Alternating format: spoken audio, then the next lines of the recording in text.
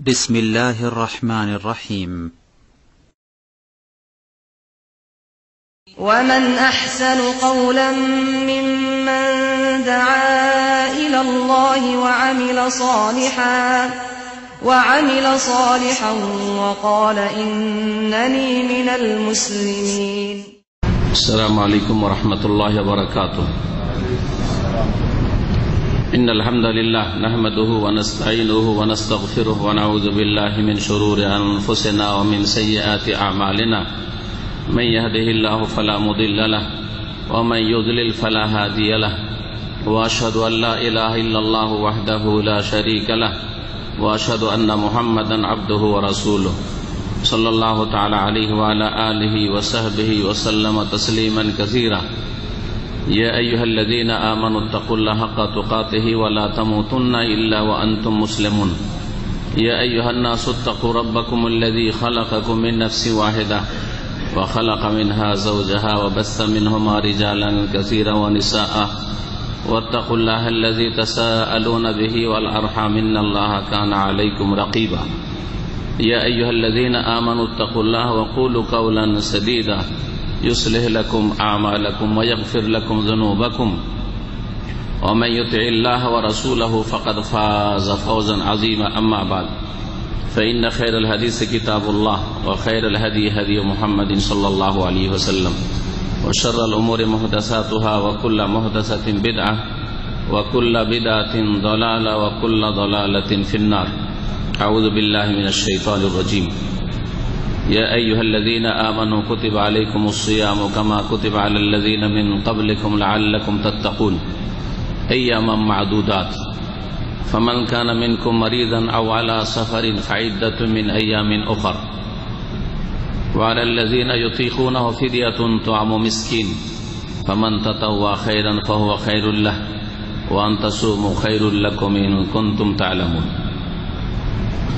সম্মানিত ভাতৃমণ্ডলী, পর্দার আড়ালের মা এবং বোনেরা, আল্লাহ পাক রব্বুল আলামিনের অশেষ প্রশংসা, শুকরিয়া, গুণগান যে আল্লাহ পাক রব্বুল আলামিন আমাদেরকে 1437 হিজরির এই শাবান মাসে সহি সালামত পৌঁছে দিয়েছেন। আর এই শাবান মাসের মাত্র আর কয়েকটি দিন বাকি আছে। আজকে 25 তারিখ শুরু হয়ে গেছে, 25-এর রাত, আর মাত্র 4টি অথবা 5টি দিন, 29 অথবা 30 হতে পারে। এই 4টি দিন পরেই মাহে রমজান আল মুবারক আমাদের সামনে আসবে। এই রমজান আল মুবারক রহমতের মাস, মাগফিরাত মার্জনার মাস। এই মাসে আল্লাহ পাক রব্বুল আলামিন তার অসংখ্য মুমিন মুআহিদ বান্দাদেরকে, সৎকর্মশীলদেরকে, যারা ভুল করেছে কিন্তু তওবা করে ফিরে আসে, যদিও ভুল করেছে, অন্যায় করেছে, পাপ করেছে, তারপরে যদি সংশোধন করে ফিরে আসে, তাহলে তাদের সামনেও আল্লাহ পাকের রহমতের মাগফিরাতের দরজা খোলা আছে, জাহান্নাম থেকে মুক্তি ছাড়ের দরজা খোলা আছে।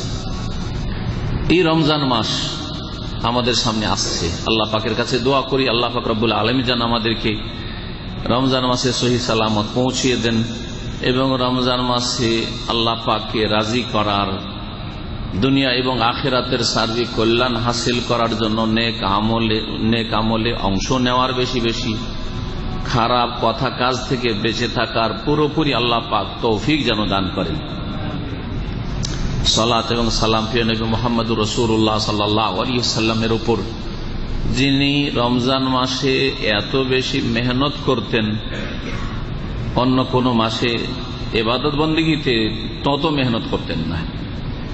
আর বিশেষ করে রমজান মাস পুরোটাতেই মেহনত করতেন, কঠোর পরিশ্রম করতেন আল্লাহ পাকের ইবাদত বন্দেগীতে। আর বিশেষ করে রমজান যেমনই শেষের দিকে আসতো, অর্থাৎ শেষ দশক, এই দিনগুলিতে সংসার থেকে পৃথক হয়ে ইতিকাফ করতেন, প্রস্তুতি নিতেন ভালো মতো, আর নিজেও ইবাদত বন্দেগী করতেন, আর পরিবার পরিজন বিবিগণ মেয়েদেরকে তাদেরকেও সারা রাত জাগিয়ে ইবাদত বন্দেগী করাতেন এবং নিজে করতেন। এই হচ্ছে নবী করিম সাল্লাল্লাহু আলাইহি ওয়াসাল্লামের আদর্শ রমজান সম্পর্কে। রমজান সম্পর্কে আলোচনা করব, কারণ সময়ের দাবি হচ্ছে রমজান সম্পর্কে আলোচনা করা। রমজান সম্পর্কে কয়েকটি পয়েন্ট নিয়ে আলোচনা করব। তার মধ্যে প্রথম যে বিষয়টি শুরু করব তা হচ্ছে নবী করিম সাল্লাল্লাহু আলাইহি ওয়াসাল্লামের হাদিস, ইন্নামাল আমালু বিন্নিয়াহ। নিঃসন্দেহে সমস্ত আমল নির্ভর করে কিসের ওপর? নিয়তের ওপর নির্ভর করে। তো নিয়ত হচ্ছে আমলের জন্য ভিত মনে করতে হবে। নিয়তের ওপর নির্ভরশীল হচ্ছে যাবতীয় আমল। যাবতীয় আমল নিয়ত যদি সঠিক হয় তো আমলও সঠিক, নিয়ত যদি ভুল হয় তাহলে আমলও ভুল। নিয়তে যদি ভেজাল থাকে তাহলে আমলেও ভেজাল। নিয়তে যদি শিরক থাকে তো আমলেও শিরক। নিয়তে যদি ইখলাস না থাকে, নিষ্ঠা না থাকে, আল্লাহর সন্তুষ্টি কামনা না থাকে, তাহলে আমলেও ইখলাস নেই, আল্লাহর সন্তুষ্টি নেই। আমল করেও আল্লাহকে রাজি করতে পারবেন না। নিয়তে যদি বিদআত থাকে, তাওহীদের কথা বললাম, ইখলাসের কথা বললাম, নিয়তে যদি বিদআত থাকে, সুন্নত না থাকে, তো আমলও সুন্নত ভিত্তিক হবে না, সুতরাং আমলও কবুল হবে না। তাহলে নিয়তে ইখলাস থাকতে হবে, নিয়ত তাওহীদ ভিত্তিক হইতে হবে, আল্লাহর সন্তুষ্টি উদ্দেশ্য হইতে হবে, পরকালের মুক্তি উদ্দেশ্য হইতে হবে, দুনিয়ার কোনো গরজ যেন না থাকে তেমনি নিয়ত হইতে হবে নবী করিম সাল্লাল্লাহু আলাইহি ওয়াসাল্লামের তরিকা অনুযায়ী, যাতে করে তাতে কোন রকমের বিদআত না থাকে। নিয়তে যদি বিদআত থাকে তো আমলেও বিদআত, আমলও বিদআতি আমল। নিয়ত যদি সুন্নতি তরিকার হয় তাহলে আমলও সুন্নতি তরিকার। আর আমল কবুল হওয়ার জন্য ইখলাস শর্ত আর নবীর তরিকা শর্ত। এই রমজান মাস আসছে, রোজা রাখবেন, এটি একটি আমল, তাই না? ফরজ আমল। আল্লাহ রাব্বুল আলামিন রমজান মাসের সিয়ামকে ফরজ করেছেন। মহান আল্লাহ ইরশাদ করেছেন সূরা বাকারার আয়াত নম্বর 183 থেকে 87-তে। মহান আল্লাহ ইরশাদ করেছেন, ইয়া আইয়ুহাল্লাযীনা আমানু কুতিবা আলাইকুমুস সিয়ামু কামা কুতিবা আলাল লাযীনা মিন ক্বাবলিকুম লাআল্লাকুম তাত্তাকুন। হে ঈমানদার মানুষেরা, কুতিবা আলাইকুমুস সিয়াম, তোমাদের উপর সিয়ামকে, রোজাকে ফরজ করা হয়েছে। রোজা ফরজ করা হয়েছে। তো রোজা ফরজ কোরআনে কারীম দিয়ে, রমজান মাসে রোজা। কারণ আল্লাহ পাক তারপরে, এটি হচ্ছে 183 নম্বর আয়াত, 84 পরে 85 নম্বর আয়াতে আল্লাহ বলেছেন, শাহরু রমাদান আল্লাযী উনজিলা ফীহিল কুরআন হুদাল লিন-নাস ওয়া বায়্যিনাতিন মিনাল হুদা ওয়াল ফুরকান ফামান শাহিদা মিনকুমুশ শাহরা ফালিয়াসুম। রমজান এমন একটি মাস যে মাসে আল কোরআন নাযিল হয়েছে। এই কোরআনে সারা বিশ্বের সমস্ত মানুষের জন্য হেদায়েত রয়েছে, সঠিক রাস্তার দিক নির্দেশনা রয়েছে এবং তাতে সুস্পষ্ট হেদায়েত রয়েছে, তাতে কোনো অস্পষ্টতা নেই। আর ফামান শাহিদা মিনকুমুশ শাহর, সুতরাং কেউ যদি এই মাস পেয়ে যায়, এই মাস যদি তার সামনে হাজির হয়ে যায় সুস্থ অবস্থায়, মুকিম অবস্থায়, যদি কোনো মানুষ এই মাসকে পেয়ে যায়, ফামান শাহিদা মিনকুমুশ শাহর, তাহলে কোন মাসে রোজা ফরজ? রমজান মাসে। আল্লাহ বলছেন এই আয়াতে স্পষ্ট করে, ফামান শাহিদা মিনকুমুশ শাহরা, কেউ যদি এই মাসে হাজির হয়ে যায় বা এই মাস পেয়ে যায়, ফালিয়াসুমহু, তাহলে সে অবশ্যই যেন সিয়াম পালন করে, রোজা রাখে। সিয়ামকে আমাদের দেশের মানুষরা ফার্সি তর্জমা করে রোজা বলে। যেমন সালাতকে আমার দেশের মানুষরা নামাজ দিয়ে তর্জমা করে। এগুলি আরবি ভাষাও না, নামাজ আর রোজা এই দুটি শব্দ। আর এইরকমই দুরুদ, নামাজ, রোজা, দুরুদ, এই তিনটি ইসলামিক শব্দ ইবাদতকে তারা ফার্সি করে নিয়েছে। ফার্সির প্রভাব ছিল ভারতে, মোগল আমলে ফার্সি রাষ্ট্রীয় ভাষা ছিল। আর আমার দেশে একটু ভেজাল মিশানো ইসলাম গিয়েছে ওই আপনার পারস্য দেশ থেকে। সুতরাং ফার্সি ভাষার একটা প্রভাব থেকেই গেছে। কতদিন যে চলবে আল্লাহ পাক ভালো জানে। আপনি যদি পশ্চিমা দেশের মুসলমান, বাংলাদেশ থেকে চলে গেছে ওরা, বুঝছেন না? ওরা আমাদের প্রতিবেশী ছিল বা দেশবাসী ছিল, তারা ওই দেশে চলে গেছে, এখন ওরা নামাজ বলে না, ওই সালাত বলে, ওরা রোজা বলে না, ওরা সম বলে বা সিয়াম বলে, ওরা টার্ম চেঞ্জ করে ফেলেছে। ভারত উপমহাদেশে যে এইসব এর কুপ্রভাব ছিল ওগুলো থেকে অনেকটাই মুক্ত হয়ে গেছে। অনেক লোকের সাথে কথা বললে বোঝা যায় সিয়াম বলে, ওরা বুঝেও আর বলেও। একমাত্র যারা ওই দেশের বিদাতকে এখনো টিকিয়ে রাখার চেষ্টা করছে ওই সব দেশে গিয়ে, পশ্চিমা দেশে, ইউরোপ, আমেরিকা, কানাডায় গিয়ে ওখানেও এইসব দেশি বেদাতকে জাগিয়ে রাখার চেষ্টা করছে। ওরা ওই নামাজের ভাষা ছাড়বে না, রোজা শব্দ ছাড়বে না, দুরুদ শরীফ ছাড়বে না, মাজার শরীফ ছাড়বে না, রোজা শরীফ ছাড়বে না, এসব ছাড়বে না। জি হ্যাঁ, সবচেয়ে ভালো হচ্ছে আল্লাহ যেই ভাষাগুলিকে ইবাদতের ক্ষেত্রে ব্যবহার করেছেন সেটা আপনিও ব্যবহার করবেন। এইটা আপনার আল্লাহর বান্দা হওয়ার ভালো পরিচয়। আমি বলছি না যে আল্লাহর বান্দা তারা নয়, কিন্তু আল্লাহর যে ভালো বান্দা আপনি, আল্লাহ যে ভাষাগুলি পছন্দ করেছেন সেই ভাষাগুলি আপনি পছন্দ করবেন। সালাত বলবেন, সিয়াম বা সওম বলবেন, আপনি সালাত আলান নবী বলবেন, হ্যাঁ, যেটাকে দুরুদ বলছেন, এটা সবচেয়ে ভালো। আপনি আরবিদেরকে বুঝে দিকে যদি নামাজ বলেন, রোজা বলেন, বেচারা কিছুই বুঝবে না, তাকাবে আপনার দিকে। কিন্তু যদি বলেন যে সিয়াম, হ্যাঁ, বুঝবে, সওম বুঝবে, তাই না? সালাত আলান নবী বুঝবে, হ্যাঁ, দুরূদকে যদি বলেন এখন সালাত, হ্যাঁ, তাহলে নামাজের সময়, তাহলে বুঝবে। তো কথা হচ্ছে যে ইসলামিক পরিভাষাগুলি আল্লাহ পাক যেভাবে উল্লেখ করে, যে এই শব্দ দিয়ে রাসূলুল্লাহ সাল্লাল্লাহু আলাইহি ওয়াসাল্লাম যে শব্দগুলি ব্যবহার করেছেন, ওর সাথে কি আমার মহব্বত নেই, আপনার মহব্বত নেই? কি এটা অস্বীকার করবেন? যারা বিদআত করে তারা অস্বীকার করতে পারবেন না। যারি ভাই আল্লাহর ভাষা, রসুলের ভাষা সবচেয়ে প্রিয়, তাহলে আল্লাহ এবং রসুলের ভাষা যখন সবচেয়ে প্রিয়, তাহলে সালাত বলবো নামাজকে, সিয়াম বলবো রোজাকে, আর দুরুদকে আমরা সালাত আলান নবী বলবো। জি হ্যাঁ, এটাই হচ্ছে আমাদের আল্লাহ এবং রসুলের সাথে মহব্বতের ভালোবাসার দাবি। আশা করি এই ক্ষেত্রে কোন ভাই যে কোনো দলের হোক না কেন দ্বিমত করবে না, কিন্তু আমলে নেই, কাজের কাছে নেই। মুশকিলটা এইটাই আর কি, আমল করতে হবে। আমাদের যেসব জায়গায় বাঁকা আছে, বক্রতা আছে, সেগুলিকে সোজা করে নিতে হবে, হ্যাঁ, সেগুলিকে ঠিক করে নিতে হবে। বাঁকা থাকতে পারে কিন্তু সোজা করে নিতে হবে। আমরা দুনিয়ার কাজকর্মের ক্ষেত্রে যেখানে বক্রতা আছে ঠিক করে নি। আপনার স্ত্রী বাঁকা চলছে, তাকে ঠিক করার চেষ্টা করছেন, ছেলে মেয়ে একটু বাঁকা চলছে, ঠিক করার চেষ্টা করছেন, কারণ দুনিয়ার গরজ আছে আপনার স্ত্রীর সাথে, ছেলে মেয়ের সাথে।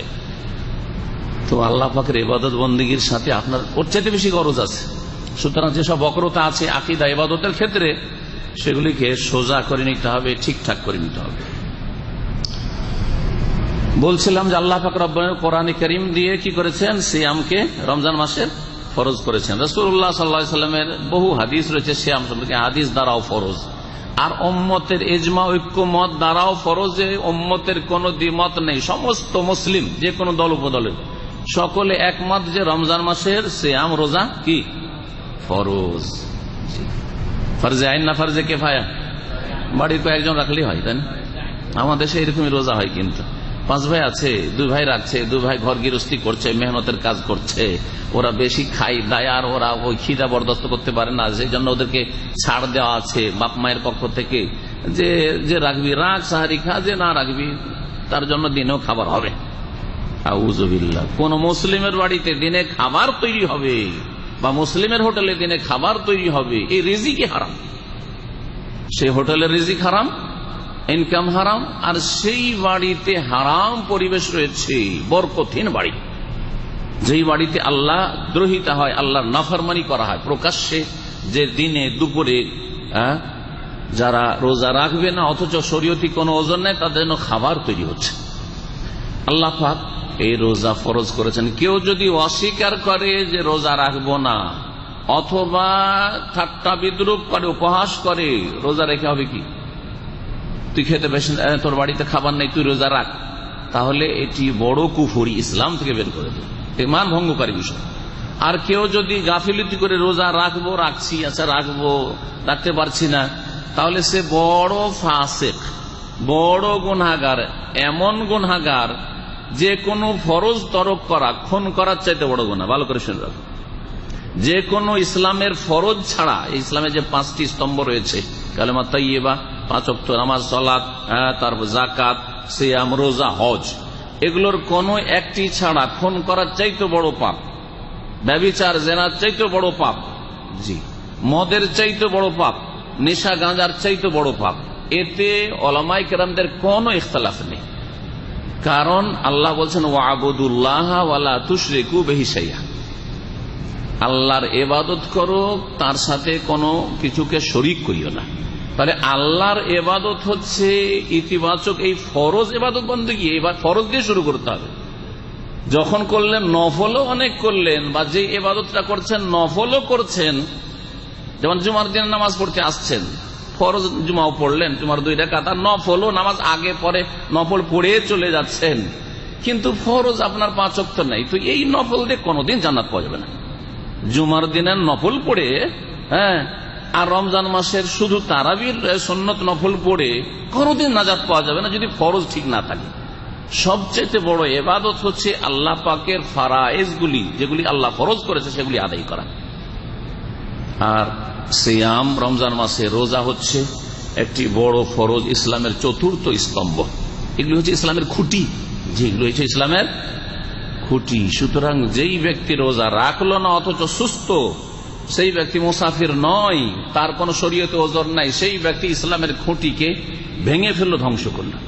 ইসলামের খুঁটি ভেঙে দিলে ইসলাম হয় পুরো ধ্বংস হয়, যেমন বললাম, অস্বীকার করে যদি ধ্বংস করে, আর যদি গাফিলতি করে তো ইসলামকে কমজোর করে দেয়। তার ইসলাম নামে মাত্র ইসলাম আছে, যারা অবহেলা করে রাখছি, ভাই শুরু করব, কিছুটা রেখেছি, কিছুটা রাখতে পারলাম না, এরা বড় কাবিরা গুনাহ করলো। একজন ব্যভিচারকারীর চাইতে, একজন খুনির চাইতে, একজন জুয়া খেলা পাপীর চাইতে, একজন সমাজ বিরোধী যেসব পাপ রয়েছে, সামাজিক পাপ, সেই পাপগুলিকে মানুষ বড় পাপ মনে করে, ওর চাইতে বড় পাপ করলো। রোজা এত গুরুত্বপূর্ণ ফরজ, জি, রোজার ফজিলত রয়েছে, ফজিলত সম্পর্কে আলোচনা করব না। আমাদের গতকালকে একটা আলোচনা ছিল আশেপাশেই এক মসজিদে, তারপরে তার আগের দিনও ছিল রোজা সম্পর্কে আলোচনা। সুতরাং এমন আলোচনাগুলি করবো যেগুলি এখন পর্যন্ত 2 দিনে আলোচনা হয়নি। এজন্য শুরু করলাম নিয়ত দিয়ে, ফিরে আসি নিয়তের দিকে। রোজা হচ্ছে একটি, কি বললাম, ফরজ ইবাদত। ওখানে গিয়ে নিয়ত থেকে গিয়ে আয়াতে গেছিলাম, এখন ফরজ ইবাদত হচ্ছে রোজা। সুন্নত নফল এবাদতও যদি হয়, সেখানেও নিয়ত করা এবাদতের জন্য শর্ত, আর যে কোনো শর্ত হচ্ছে ফরজ, যে কোনো শর্ত হচ্ছে ফরজ। যেমন রুকুন ফরজ, ওয়াজিবাতগুলিও ফরজ, তেমনি শর্তগুলিও ফরজ। এটা ফিকহি মাসলা, যারা ফিকহ চর্চা করেন তাদের উপকারের জন্য বললাম। তাহলে যে কোনো ইবাদতের সাথে সংশ্লিষ্ট 3টা ফরজ রয়েছে, বা 3 ধরনের ফরজ রয়েছে, রুকুন, ওয়াজিবাত আর শর্তাবলী, শরুত। যেমন নামাজের, সলাতের উদাহরণ দিয়ে বলি, নামাজের কিছু রুকুন আছে, 14টা রুকুন রয়েছে নামাজের ভিতরে, যেগুলির একটা যদি ছুটে যেতে নামাজ হবে না। ওয়াজিবাত, বাকি ওয়াজিব রয়েছে কয়টি, কে বলতে পারেন? 8টি ওয়াজিব রয়েছে, সেগুলি যদি ছুটে যায়, ভুলবশত ভুলে গেছেন, তাহলে সাহসেজ দিয়ে ঘাটতি পূরণ হবে, আর ছেড়ে দিলে নামাজ হবে না। বা একটা রাকাতের যদি সেটা ওয়াজিব হয়, ওই রাকাতটা মাইনাস হয়ে যাবে, ওই রাকাতটা হবে না। যেমন 2 তাশাহুদের নামাজ যদি হয়, মাগরিব এশার নামাজ, তো প্রথম তাশাহুদ যদি ইচ্ছা করে ছেড়ে দেয়, যে তাড়াতাড়ি আছে তাশাহুদ পড়বো না, একটানা 4 রাকাত পড়ে নি, ইচ্ছা করে যদি ছেড়ে দেয় তো নামাজ হবে না ওর। কারণ তাশাহুদটা গোটা নামাজের একটা ওয়াজিব, প্রথম তাশাহুদ, দ্বিতীয় তাশাহুদ রুকুন। কিন্তু যদি ভুলে যায়, ইমাম ভুলে গেছে, আপনি একা নামাজ পড়ছেন, দিয়ে প্রথম তাশাহুদটা ভুলে গেছেন, তাহলে কি হবে? নামাজ হবে, কিন্তু নামাজে ওয়াজিব ছুটে যাওয়ার ঘাটতি হয়েছে, সেজন্য ঘাটতি পূরণ কি দিয়ে হবে? সাহু সিজদা দিয়ে হবে। তো রুকুন আর ওয়াজিব বুঝলেন, দুটোই কিন্তু ফরজ। আর তৃতীয় হচ্ছে শর্ত। শর্তগুলি ইবাদত শুরু করার আগে পুরা করতে হয়। ইবাদতের ভিতরে শর্ত না, বাইরে শর্ত। আগেই সেই যেগুলি হয় সেগুলি হচ্ছে শর্ত। যেমন নামাজে আসার আগে উযু করতে হবে, এটা হচ্ছে উযু শর্ত। গোসল ফরজ হয়ে থাকলে গোসল করে আসতে হবে। কাপড় যদি না পাকে, কাপড়ে না পাকি লেগে আছে, কাপড় পাক করতে হবে। এগুলো কি শর্ত। নামাজে ঢুকে যাওয়ার পরে কাপড় ধুইবেন না আগেই? উযুটা নামাজে তাকবীর তাহরিমে দেওয়ার পরে না আগেই? এগুলো হচ্ছে শর্ত। নামাজের বাইরে কিন্তু ফরজ, ওগুলো নামাজের জন্য ফরজ। জি, কিবলামুখী হইতে হবে। নামাজ তাকবীরে তাহরিমা উত্তর বা এদিক ওদিকে মুখ করে দিয়ে দিলেন, তারপরে কিবলামুখী হলে চলবে না? আগে কিবলামুখী হইতে হবে, তারপরে তাকবীরে তাহরিমা নামাজ শুরু করতে হবে। তো কিবলামুখী হওয়া হচ্ছে শর্ত, কিবলামুখী হওয়া হচ্ছে শর্ত। তো বলছিলাম যে শর্ত হচ্ছে কি ফরজ, বললাম শর্ত হচ্ছে ফরজ, রুকনগুলিও ফরজ, ওয়াজিবগুলিও ফরজ, ওয়াজিব ফরজে কোনো পার্থক্য নাই, আর শর্তগুলিও ফরজ। শর্ত যদি একটা না পুরা করা হয় তাহলে ওই ইবাদত হবে। নিয়ত করা শর্ত, নিয়ত করা শর্ত, নিয়ত পড়া শর্ত বলিনি, কিন্তু আমার ভাষাটা বুঝবেন। নিয়ত করা শর্ত, ভালো করে শুনে এবার। আর নিয়ত পড়া নাজায়েজ, গুনাহ, বিদআত। নিয়ত পড়া হচ্ছে, উচ্চারণ করা হচ্ছে, আস্তে পড়েন আর জোরে পড়েন। নিয়ত যদি পড়েন ঠোঁট হিলিয়ে, জিহ্বা হিলিয়ে, জোরেও না, মনে মনে পড়ছেন আপনি, তাহলে আপনি হারাম কাজ করলেন, নাজায়েজ করলেন, বিদআত করলেন, গুনাহর কাজ করলেন। বিদআত কাবিরা গুনাহ, সাগীরা গুনাহ নয়। আর এই বিদআতের কারণে নামাজের যদি এরকম বিদআত করেন তো নামাজটা হয়তো হবে না, আর যদি রোজার এরকম করেন তো রোজাটা হবে না। যেই রোজাতে এই বিদআত করেন ওই রোজাটা হবে না। কিন্তু নিয়ত করা কি বললাম? নিয়ত করা শর্ত। তো পার্থক্য কি? এটা সাধারণ লোক যারা আমাদের আলোচনা নিয়মিত শুনে না, নতুন মানুষ তো হতভম্বরে। নিয়ত করা ফরজ, শর্ত হচ্ছে ফরজ, নিয়ত করা ফরজ শর্ত, আবার নিয়ত পড়া বলছে হারাম, গুনাহ। কেমন কথা হইল? ফরজ ছাড়লে গুনাহ হয়, ফরজ ছাড়লে গুনাহ, তাহলে নিয়ত করা ছাড়লে গুনাহ, আর নিয়ত পড়লে গুনাহ। এবার শুনে বুঝতে হবে, তাহলে নিয়ত করার জায়গা কোনটা, এখানে না এখানে, এটা বুঝতে হবে। নিয়ত করা হয় কি দিয়ে? এখান দিয়ে, কলব দিয়ে, হৃদয় দিয়ে, মনে নিয়ত করতে হবে। এটা হচ্ছে কি শর্ত, ফরজ। মনে যদি নিয়ত না করেন, এমনি মায়ের সাথে রাগ করেছেন, খাবো না, সারাদিন খেলেন না, রাগ করে খেলেন না, ওই যে রাতে রাগ করেছেন, আর একবার মাগরিব পর্যন্ত খেলেন, মাগরিব পরে কোন রকম রাগটা ঠান্ডা হয়ে খেলেন, সারাদিন পানিও খাননি, আপনি এমন রাগ করেছেন যে পানিও খেলেন না, দানা পানি কিচ্ছু না, কিছু মুখে দেননি, বাসি পেটে আছে, রোজা হবে? রোজা হবে না। কারণ রোজার নিয়ত করেননি, অন্তরে রাগের নিয়তে না খেয়ে আছে, রাগের কারণে না পানাহার ছেড়ে দিয়ে আছেন, সেজন্য ওই রোজা হইল না, সারাদিন অনাহার থেকে রোজা হইল না। বুঝলেন? তাহলে নিয়ত করতে হবে কি দিয়ে? অন্তর দিয়ে। আর নিয়ত পড়া মানে নামাই তো, রোজার কথা বলি, নামাজের কথা না উঠি, কারণ কথা লম্বা হয়ে যাবে একটা মাসলাতে। নামাই তো আন আসুমা গাদান লাকা মিন শাহরি রমাদান। তরজমাটা শুনেন, আমাদের দেশি নিয়তের তরজমা। তরজমা কিন্তু জানেন না, আপনারা যারা পড়েন তারাও তরজমা বুঝেন না, কারণ মন্ত্র পড়া মুসলিম। আমাদের দেশের লোকেরা কি মন্ত্র পড়া মুসলিম। হিন্দুরা সংস্কৃত ভাষা মন্ত্র পড়ে, আর মুসলিমরা আরবি ভাষা মন্ত্র পড়ে। আর ইসলাম কিন্তু মন্ত্রের ধর্ম না, হিন্দুদের ধর্ম মন্ত্রের ধর্ম, কারণ তাদের কল্পিত ধর্ম। কিন্তু ইসলাম যেহেতু আল্লাহ প্রদত্ত দিন, এটা কোন মানুষের কল্পিত দিন না, তৈরি করা দিন নয়, আল্লাহর নাজিলকৃত দিন, জীবন বিধান। সেই জন্য এই দিন হচ্ছে বাস্তব জীবনে প্র্যাকটিক্যাল করার নাম। এটা কোন মন্ত্রের নাম নয় যে না বুঝে সুঝে শুধু কর্ম করতে থাকলেন, বলতে থাকলেন তো তা পাখির মতো, এর নাম ইসলাম নাই, এরকম দিন ইসলাম নাই। তাহলে যারা নিয়ত পড়ছেন তাদের জন্য উচিত হবে, তারা ইসলামের দাবি পূরণ যদি করতে চান, যে নিয়তের তর্জমাটা তো বুঝেন কি বলছেন, আর তর্জমা বুঝেননি, এই জন্য বিদাতি মোল্লা সেও বড় মূর্খ ছিল, যে বড় মূর্খ বানিয়েছে। মূর্খতে মূর্খ বানায়, আলেম কোনদিন মূর্খ বানায় না। আলেম এলেম দেয়, কোরআন হাদিসের আলেম থাকলে, আর মূর্খতে মূর্খ বানায়। কারণ যে নিজেই এমটি, যার অন্তরে নিজেই ভিতরে কোরআন হাদিসের জ্ঞান নেই, ও দিবে কি আপনাকে? শিরক বিদআতের জ্ঞান আছে, তাওহীদ সুন্নতের জ্ঞান নেই, তো দিবেই কি আপনাকে? এই হচ্ছে ব্যাপারটা। আসলে তরজমাটা বলি, নামাই তো আমি নিয়ত করছি, আন আসুমা যে রোজা রাখবো, গাদান আগামীকালকে, মিন শাহরে রমাজান রমজান মাসের। এইরকম করে আমাদের দেশের কিতাবগুলিতে, বিদাতি কিতাবে কি লেখা আছে? নিয়ত লেখা আছে, আছে না নেই? আর ওই কেউ কেউ মিন শাহর রমাদানটা বলে না, না হয় তানাসুমা গাদান, এতটুকু করে আগামীকালকে নিয়তের, কিন্তু গাদান পর্যন্ত বলে সবাই। যারা নিয়ত পড়ে তারা কি করে, আমি নিয়ত করছি রোজা রাখবো কখন, গাদান মানে আগামীকালকে। আপনারা সকলে মাশাআল্লাহ শিক্ষিত লোক, রোজাটা আজকের রাখছেন সাহরির সময় না আগামীকালকের? আজকের না আগামীকালকের? ভালো করে বুঝে সুঝে বলেন। আজকের রোজা, কারণ চাঁদ উঠেছে কখন? সূর্য ওঠার সময় চাঁদ ওঠে না সূর্য ডুবার সময় চাঁদ উঠে? সূর্য ওঠার সময় পয়লা রমজানের চাঁদ উঠেছে, তাহলে আজ থেকে পয়লা রমজান শুরু হয়েছে। সেজন্য পয়লা তারাবি পড়লেন কিছুক্ষণ পরে, এশার পরে, হ্যাঁ, আর তারপরে সাহারি খেলেন ভোর রাতে, আর তারপরে ওই সাহারি খাওয়ার সময় বলছেন আপনি, যারা নিয়ত পড়েন তাদের কথা বলছি, নামায়তু আন আসুমা গাদান, আমি আগামীকালকে রোজা রাখার নিয়ত করছি। ঠিক করলেন না ভুল করলেন? আজকে রোজার নিয়ত পড়লেন না, কখনকার নিয়ত পড়ছেন? আগামীকালকে। তো আন আসুমা গাদান, আমি নিয়ত করছি যে রোজা রাখবো কখন?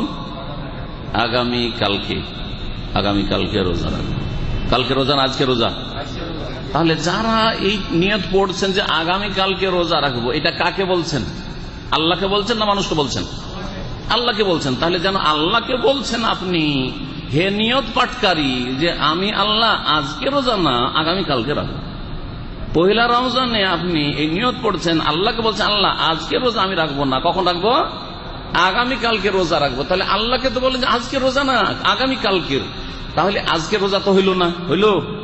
আল্লাহর সাথে অঙ্গীকার করলেন আপনি, আল্লাহর কাছে আপনি ঘোষণা করলেন, জানাইলেন আল্লাহকে যে আগামীকালকে রোজা। প্রতিদিন ওইরকম করছেন, প্রত্যেক দিন। তাহলে কোন একটা দিনের রোজা হবে কি? প্রত্যেক দিন যখন আসছে তখন নিয়তের নবায়ন করে বলছেন আল্লাহ আগামীকালকে রোজা রাখবো। আপনার কাছে কেউ টাকা পাবে, উদাহরণ দিয়ে বুঝাই তাহলে বুঝতে পারবেন যে কোন দিনের রোজা হয় না, 30টা রোজার একটা হয় না। প্রত্যেকদিন আল্লাহকে বলছেন যে আল্লাহ আগামীকালকে, আল্লাহ আগামীকালকে, আল্লাহ আগামীকালকে, টাকা পাবেন। আর ওই লোক আপনাকে প্রতিদিন বলছে যে তাল বুকরা আগামীকালকে, বুঝেন বুকরা শব্দটি? এটা বুঝেন, বুকরা মানে গাদান আর কি।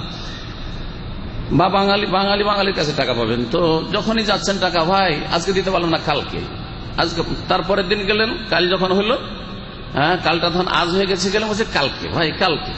প্রতিদিন যাচ্ছেন ভাই কালকে, ভাই কালকে। তো কোনোদিন টাকাটা মিলবে? কোনোদিন টাকা মিলবে? কোনোদিন টাকা মিলবে না। যেদিনই যাচ্ছেন ভাই বুকরা, কালকে, গাদান, টুমরো, হ্যাঁ আমি তোমাকে পেমেন্ট করবো টুমরো, আগামীকালকে, ঠিক না? তাহলে টাকা কিয়ামত পর্যন্ত পাওয়া যাবে না, আগামীকাল বলতেই থাকবে ওই ব্যক্তি, আপনি টাকা পাবেন না, ঠিক কিনা? ঠিক তেমনি আল্লাহকে বলছেন আল্লাহ আমি নিয়ত করছি রোজা রাখবো আগামীকালকে, রোজা কোনোদিন হইল না কিয়ামত পর্যন্ত। বুঝা গেছে? এবার এই একটা কারণে এই বিদআতি নিয়ত পড়া লোকদের রোজা হয় না। দ্বিতীয় কারণ হচ্ছে রোজা না হওয়ার। প্রিয় নবী মুহাম্মদুর রাসূলুল্লাহ সাল্লাল্লাহু আলাইহি ওয়াসাল্লাম বলছেন, সহিহ মুসলিমের হাদিস, মান আমিলা আমালান লাইসা আলাইহি আমরুনা ফাহুয়া রাদ্দুন, কেউ যদি এমন কোন আমল করে, আমল করলেন, আমল হচ্ছে রোজা ফরজ, আমল করলেন, কিন্তু লাইসা আলাইহি আমরুনা, আমার আদর্শ ওই রকম নয়, রাসূল সাল্লাল্লাহু আলাইহি সাল্লামের রোজা এইরকম নামায়তান আসুমা গাদান পড়া নয়, আর নাহলে প্রমাণ করে দেন, একটি সহিহ হাদিস দেন, সহিহ পাবেন না, জয়ীফ হাদিস দেন যে জয়ীফ হাদিসে এই বাক্যটি আছে, নামায়তান আসুমা গাদান একটা দুর্বল হাদিস আছে, একটা মওযু জাল হাদিস দেন, মুনকার একবারে হাদিস দেন, বাতিল হাদিস দেন, কিন্তু হাদিসের কিতাবে দেখাইতে হবে। হ্যাঁ, ওই আপনাদের মোল্লাদের লিখা কায়দা বাগদাদির শেষে অথবা আর কোন ওই ওজিফা বা রোজা নামাজ শিক্ষা কিতাবে না, ওগুলোতে না, আপনাকে কোন একটা জয়ীফ হাদিসের কিতাবও দেখাইতে হবে যে একটা জাল হাদিসে মওযু হাদিসে আছে নামায়তান আসুমা গাদান বাক্যটি। আমি কিয়ামত পর্যন্ত সময় দিলাম আপনাকে আর আপনার ওই মোল্লা হুজুরদের যারা নামায়তান আসুমা গাদান শিখায়, যদি এনে দিতে পারে যে কোন একটা সহিহ জয়ীফ মুনকার হাদিসে আছে, তাহলে আমি প্রথম নিয়ত উচ্চারণ করব, আপনাদের সাথে ওয়াদা করছি। আর না হলে আল্লাহর ওয়াস্তে বিদআতি তরিকা থেকে তওবা করেন আর নবীর তরিকায় রোজা রাখেন। কারণ মান আমিলা আমালান, কেউ যদি এমন কোন আমল করে যেটা নবীর আদর্শ নয়, ফাহুয়া রাদ্দুন, তাহলে সেটা প্রত্যাখ্যাত, সেটা আল্লাহ কবুল করবেন না। তাহলে রোজা শুরু করলেন গলত দিয়ে, তাহলে সেই রোজা আল্লাহ কখনো কবুল করবেন। দুই কারণে রোজা কবুল হয় না নিয়ত পড়া লোকদের। তাহলে নিয়তের তরিকাটা কি? বললাম যে অন্তরে নিয়ত করতে হবে। অন্তর নিয়ত করার জন্য টাইমও লাগে না, 1 সেকেন্ডও লাগে না, তাই না? মুহূর্তে সাথে সাথে হয়। আপনি যে কোনো কাজ করতে যাচ্ছেন তার আগে অন্তরে সংকল্প আসে, এখানে এসছেন, ঠিক না? ওর জন্য বাড়িতে একটু থেমেছেন, চিন্তা করেছেন এখন বের হচ্ছি কিসের জন্য? দিনের কথা শোনার জন্য, নেকি নেওয়ার জন্য। নেকি আছে না এখানে? আল্লাহ এবং রসুলের কথা হলে অবশ্যই নেকি আছে। তো এই নেকি নেওয়ার জন্য যখন এসছেন, তো 1 সেকেন্ড বিরতি দিয়েছেন নিজেকে যে এখন গাড়িতে চাপতে যাচ্ছি অথবা বাড়ি থেকে বেরোতে যাচ্ছি বাসা থেকে, তো একটু নিয়তটা করে নি।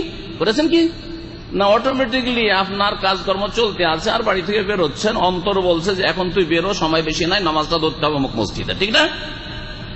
নিয়ত করে চলে এসছেন। নিয়ত যদি সৎ থাকে তো নেকিও ঠিক আছে। নিয়ত যার যত ভালো হবে তার তত বেশি সওয়াব আছে এই মাহফিলে, ওই রকমই রোজাতেও। আর নিয়তে যার যত বেশি ভেজাল আছে তত বেশি তার নেকি কমবে, কমতে কমতে শেষ। যদি কারণ নিয়ত থাকে যে আমি আসলে এখানে আলোচনা শুনতে যাচ্ছি না, ওখানে যাচ্ছি এক ভাইয়ের কাছে টাকা পাবো তাই যাচ্ছি, না হলে যেতামই না, তাহলে ওই টাকাই ফালাহু মানাওয়া। নবী করিম সাল্লাল্লাহু আলাইহি ওয়াসাল্লাম ফালাহু মানাওয়া, যে যা নিয়ত করবে তাই পাবে।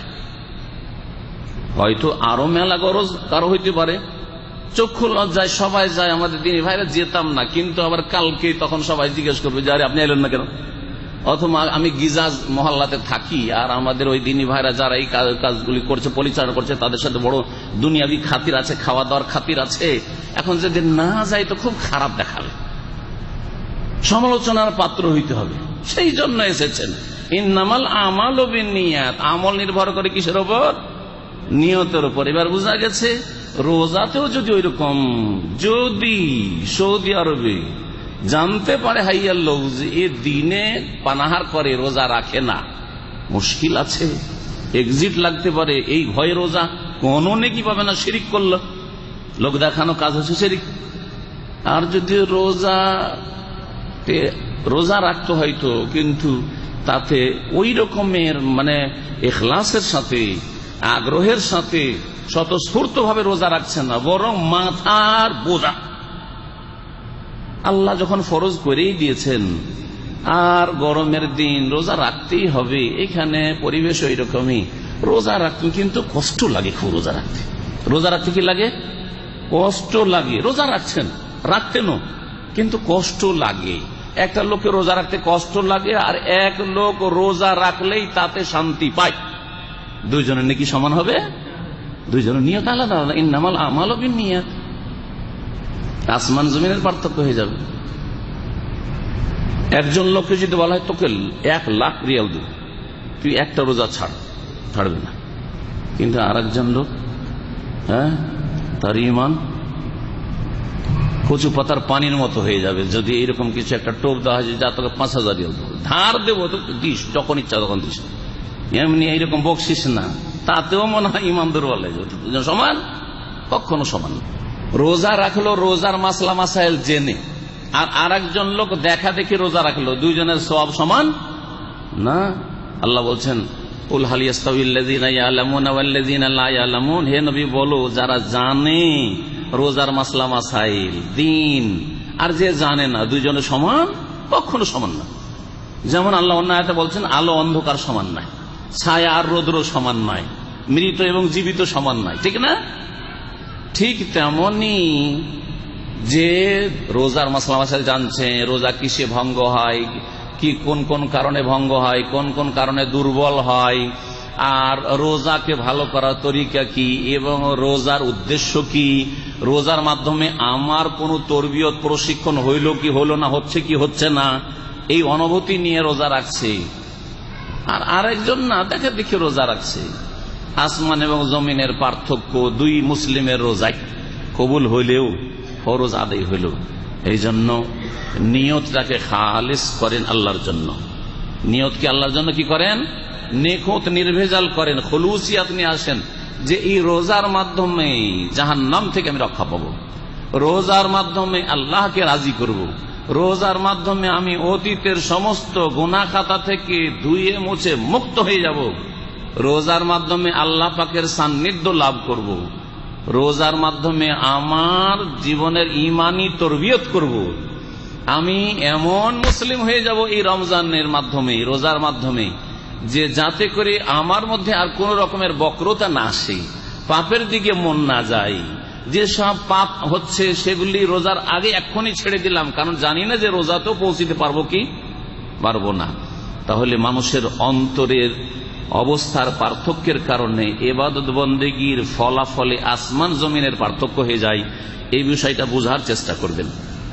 রোজার নিয়ত এখন কেমন করে করতে হবে এই বিষয়টি। ফরজ রোজা আর সুন্নত নফল রোজা, দুই রোজাতে পার্থক্য আছে। ফরজ রোজার ক্ষেত্রে আপনার ফজর হওয়ার আগেই নিয়ত করতে হবে, নিয়ত করতে হবে। নিয়ত সম্পর্কে অন্তরের সাথে এটা বলা হয়েছে, নিয়ত করতে হবে। আর সুন্নত নফল রোজা, ফরজ ছাড়া যত রকমের রোজা হোক না কেন, সুন্নত নফল রোজা যদি হয় দিনেও সূর্য উঠে যাওয়ার পরেও, যদি দিনে বাসি পেটে থাকেন, এখনো কিছু পানাহার করেননি, সকাল 9টা 10টা 11টা 12টা যে কোনো সময় যদি নিয়ত করেন যে আর খাবো না, আর পানও করবো না, যখন এতক্ষণ না খেয়ে আছি আর এতক্ষণ চিন্তা করিনি যে রোজা রাখবো কি রাখবো না, কিন্তু এখন থেকে নিয়ত করেই ফেললাম, তো রোজা হবে কি হবে না, এই একটা মাসলা। এই দুটো মাসলা আলোচনা করব, কারণ জনসাধারণ হয়তো পার্থক্য জানেন না। প্রিয় নবী মুহাম্মদ রাসূলুল্লাহ সাল্লাল্লাহু আলাইহি সাল্লামের হাদিস শোনায় ফরজ রোজা সম্পর্কে। ফরজ রোজা সম্পর্কে বলছেন মা হাফসা রাদিয়াল্লাহু তাআলা আনহা। হাফসা রাদিয়াল্লাহু নবী করিম সাল্লাল্লাহু আলাইহি সাল্লামের বিবি, আমাদের মা উম্মুল মুমিনিন। তিনি বলছেন যে নবী করিম সাল্লাল্লাহু আলাইহি ওয়াসাল্লাম বলেছেন মান লাম ইউবাইয়িতি সিয়ামা ক্বাবলা আল ফাজরি ফালা সিয়ামা লাহু। আর অন্য রিওয়ায়াতে রয়েছে তার থেকে শব্দের পার্থক্য, মান লাম ইউজমাই সিয়ামা ক্বাবলা আল ফাজরি ফালা সিয়ামা লাহু।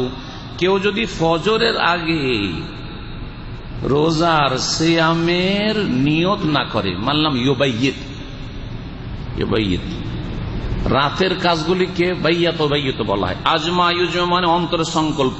দেখেন মাল্লাম ইউজমা, এখানে বলে মাল্লাম ইয়ানুবি, সংশয় হইতে পারে যে নিয়ত আমাদের দেশের লোকেরা মুখে পড়ে। মাল্লাম ইউজমাই সিয়ামা, আজমা ইউজমা মানে অন্তরের সংকল্প করা, অন্তরের ইচ্ছাকে বলা হয়।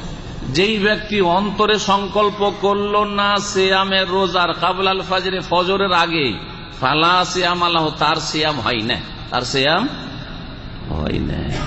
এটা ফরজ রোজা সম্পর্কে। এখন ফরজ রোজা সম্পর্কে যখন এই মাসলা, তো আর একটা মাসলা ভাঙা জরুরি, না হইলে আবার আরেক ভুলে গিয়ে পড়ে যাবেন। সেটা হচ্ছে যে রমজান মাসের 30টা রোজা, ঠিক না, বা 29টা রোজা, প্রত্যেক দিন ফজরের আগে উঠে সাহরি খান আর না খান, সাহরি খাওয়া কি ফরজ না সুন্নাত? সাহরি খাওয়া হচ্ছে সুন্নতি আদব রোজার, কিন্তু নিয়ত করা কি বললাম একটু আগে শুরুতে, শর্ত ফরজ। এই নিয়ত কি প্রত্যেক রমজানের ফজর হওয়ার আগে করতে হবে অন্তরে, না 30 রোজা 29 রোজার জন্য একবার নিয়ত করে নিলেই সেই নিয়ত দিয়ে চলতে পারে? এই প্রশ্নের উত্তর কে দিবে? যদি কারো জানা থাকে উত্তর দেবেন। প্রথম রমজানে যদি একবার নিয়ত করে তাহলেই হবে, তাহলে হবে। কারণ প্রথম রমজানে কিন্তু যখনই চাঁদের খবর পেয়ে গেলাম, বরং ফজরের সময় দরকার নাই, সাহারির সময় উঠারও কোনো প্রয়োজন নাই। যদি কেউ না উঠতে পারে, ধরেন পহেলা রমজানে সাহারিতে উঠতে পারলো না, আমাদের এক ভাই আছে রমজানে এখানে, মাশাআল্লাহ ওর ঘুম এমন বেশি, সেন্টারে নিয়মিত আসে বেচারা, জাযাহুল্লাহ খায়র, কিন্তু ঘুম এত বেশি যে আমার এতদিনের তার সম্পর্কে যেটা রিপোর্ট, সে 30 রোজার মনে হয় 10টা রোজা তো সাহারি খেতে পাইনি। জি, অ্যালার্ম 2-4টা লাগিয়েও তাকে উঠাইতে পারে না অ্যালার্মে। জি, কেউ টেনে হেসড়ে না উঠাইলে। তো এইরকম যাদের ঘুম আছে, তো পয়লা রমজানই তো চলে যেতে পারে, সাহারির সময় তো নিয়ত করতে পারলেন না, কিন্তু যখনই আপনার কানে খবর পৌঁছেছে যে চাঁদ হয়েছে, কি হয়েছে, চাঁদ হয়েছে, তখন নিয়ত হয়েছে না হয়নি যে আজকে রোজা রাখবো? এই যে অন্তরের সংকল্প কিন্তু হয়ে গেছে সন্ধ্যাবেলাতে, সূর্য ডুবার পরে চাঁদের খবর পেয়েছেন, আর তারপরে তারাবি পড়েছেন সুন্নত। তারাবি যদি কেউ নাও পড়ে তার রোজা হবে না, হবে না? আর একটা মাসলা আছে, আমাদের দেশের লোকেরা মনে করে যে তারাবি না পড়লে রোজা হবে না, সেই জন্য কত লোক যে ফতোয়া জিজ্ঞেস করে যে হুজুর বা শেখ, পুরাতন ভাইরা শেখ বলে আর নতুন লোকেরা এসে হুজুর বলে।